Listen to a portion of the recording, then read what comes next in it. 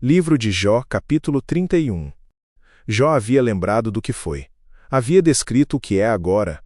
E chegara o momento da defesa final. Não mais argumentos com os amigos. Não mais perguntas sobre por que Deus permitia. Era hora de colocar a vida inteira sobre a mesa. E assinar embaixo.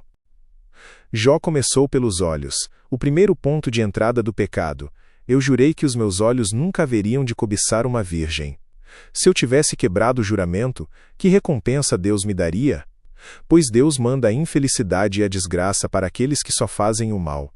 Deus sabe tudo o que eu faço, Ele vê cada passo que dou. Jó começou não com ações, mas com o olhar. Com o desejo antes do ato. Com o coração antes da mão, porque Jó sabia que a integridade não começa no comportamento externo. Começa no que os olhos perseguem quando ninguém está olhando. E ele havia feito um juramento sobre isso. Um pacto com os próprios olhos. Antes de qualquer lei externa, uma lei interna. Juro que não tenho sido falso, e que nunca procurei enganar os outros. Que Deus me pese numa balança justa, e Ele ficará convencido de que sou inocente. A balança. O pedido mais ousado do capítulo pesa-me Deus. Examina tudo, e verá. E os juramentos se multiplicaram. Se por acaso me desviei do caminho certo, se o meu coração foi levado pela cobiça dos olhos, se pequei, ficando com qualquer coisa que pertence a outra pessoa, então que outros comam o que eu semeei, ou que as minhas plantações sejam destruídas. Se o meu coração alguma vez foi seduzido pela mulher do meu vizinho, e se fiquei escondido, espiando a porta da casa dela, então que a minha mulher se torne escrava de outro, e que outros durmam com ela. Se eu tivesse cometido esse crime horrível, o tribunal deveria me condenar. Esse pecado seria como um incêndio terrível, infernal, que destruiria tudo o que tenho. Jó invocou maldições sobre si mesmo. Não como performance, como prova. Porque quem invoca maldições sobre si mesmo sabe que são falsas. Os culpados não fazem isso. Apenas os verdadeiramente inocentes têm a coragem de dizer, se isto for verdade, que tudo seja destruído. Mas não é verdade. E por isso não tenho medo de dizer. E então os juramentos positivos. Não apenas o que Jó não fez, mas o que fez. Quando um empregado ou empregada reclamava contra mim, eu resolvia o assunto com justiça. Pois o mesmo Deus que me criou, criou também os meus empregados. Ele deu a vida tanto a mim como a eles. Nunca deixei de ajudar os pobres, nem permiti que as viúvas chorassem de desespero. Nunca tomei sozinho as minhas refeições, mas sempre reparti a minha comida com os órfãos. Eu os tratava como se fosse pai deles, e sempre protegia as viúvas. Quando via alguém morrendo de frio por falta de roupa, eu lhe dava roupas quentes, feitas com a lã das minhas próprias ovelhas, e ele me agradecia do fundo do coração.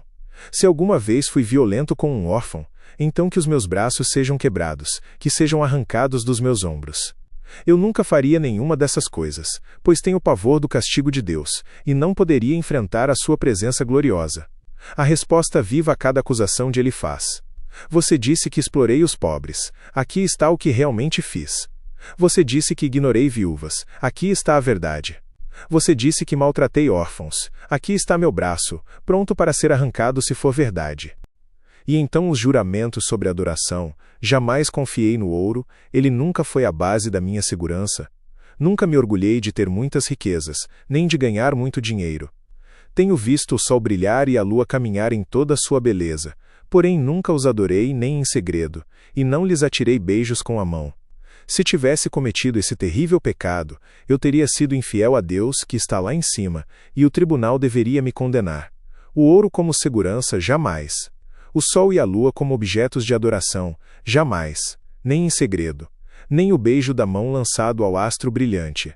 Jó havia visto a beleza da criação, o sol, a lua, as estrelas que ele mesmo havia descrito no capítulo 26, e nunca havia confundido a obra com o artista. Nunca havia deixado que a beleza do criado substituísse a adoração ao Criador. E os juramentos finais, sobre o coração nas relações. Jamais me alegrei com o sofrimento dos meus inimigos, nem fiquei contente se lhes acontecia alguma desgraça. E nunca fiz uma oração pedindo a Deus que matasse algum deles. Os empregados que trabalham para mim sabem que os meus convidados comem à vontade do bom e do melhor. Nunca deixei um estrangeiro dormir na rua, os viajantes sempre se hospedaram na minha casa. Jamais procurei encobrir as minhas faltas, como fazem algumas pessoas, nem escondi no coração os meus pecados. Nunca tive medo daquilo que os outros poderiam dizer. Não fiquei dentro de casa, calado com receio de que zombassem de mim. Não vingativo. Não sovina. Não hipócrita. Não covarde. A hospitalidade ao estrangeiro. A transparência sobre as próprias faltas. A coragem de viver em público o que se era em privado. Jó não tinha vida dupla. O que ele era na frente dos outros era o mesmo que era quando ninguém via. E então, o momento mais dramático e mais belo de toda a defesa de Jó.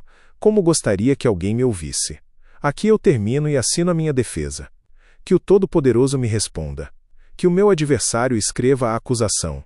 E com orgulho eu a carregarei no ombro e a porei na cabeça como se fosse uma coroa.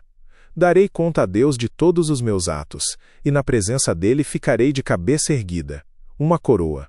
Jó disse que carregaria a acusação escrita contra ele como se fosse uma coroa.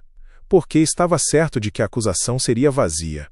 E uma acusação vazia, carregada com orgulho, provava inocência mais do que qualquer testemunho.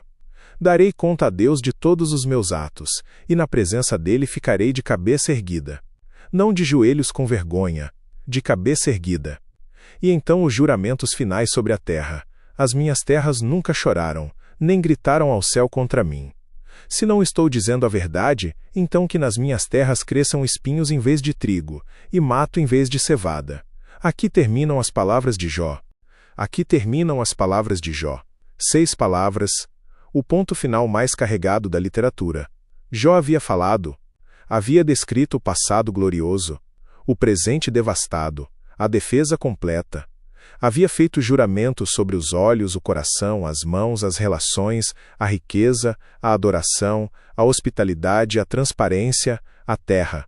Havia invocado sobre si mesmo maldições se qualquer linha fosse falsa. Havia pedido para ser pesado na balança justa de Deus. Havia assinado, e então parou, não porque havia desistido, porque havia dito tudo. A defesa estava completa. O documento estava assinado, a coroa das acusações estava na cabeça. E Deus ainda não havia respondido, mas algo havia mudado.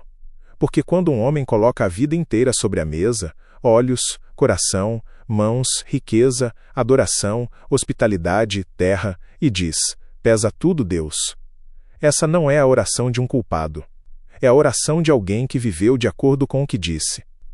E a balança, quando Deus finalmente a mover, vai mostrar o que Jó sempre soube, que o mais íntegro do Oriente havia sido o mais íntegro mesmo quando ninguém estava olhando. Creia, Jesus te ama e ele vive.